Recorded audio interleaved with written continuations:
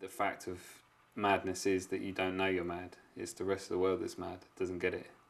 It took me a breakdown to actually discover, yeah, I think it's the drugs, I need to stop. My body, yeah, could still smoke it, but my brain just couldn't, it was turning to mush. Cannabis psychosis is a very interesting condition. What happens is that people lose touch with reality. They start to become paranoid. They think people are after them for no apparent reason. They start to see things or hear things which are not really there. That's experiencing hallucinations. And ultimately, they lose touch with reality so much that they can't continue with their everyday life. That might even lead to them wanting to harm themselves, occasionally even other people. Because of these irrational fears. So people are brought to hospital and are treated for their own safety and well-being. I was travelling to work and it was a Monday morning.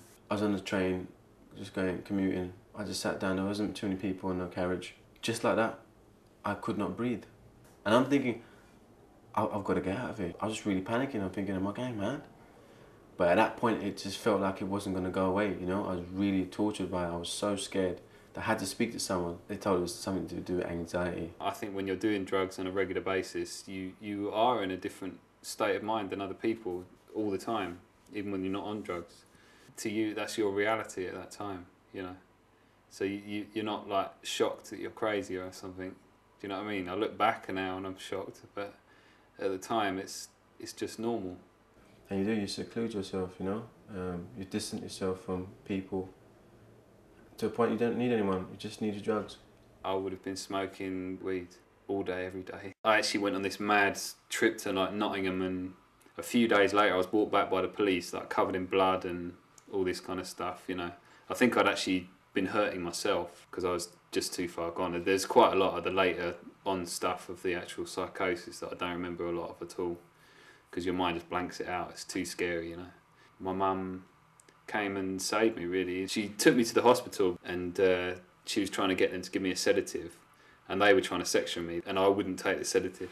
And so she managed to convince them, look, if you're going to section him, let me take him down south so he can be sectioned near to where I am. I was on sort of antipsychotics and all this sort of stuff, and took about 6 months really to sort of get back to normal.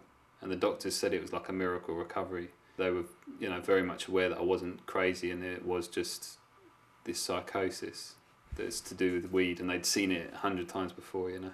I think it's also very important to look at the attitudes of those around, because we know our attitudes are shaped by those around us. So what happens is that it's very important to talk to people that might have a more sort of sensible approach to drugs, rather than those that say it's not a problem. We don't want to stop people experimenting with life. What we want to do is, though, ensure that people understand, especially young people, understand what the risks are. Luckily for me, I found you know, my career and photography, and so, you know, it was okay. That's what really saved my life. I think that's what people need to find, is like a positive outlet, a positive way to find the buzz.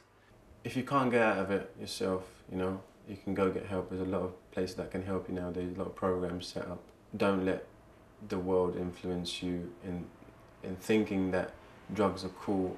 I would tell people, don't do the drugs. Just don't do the drugs, because you will lose years of your life on those drugs.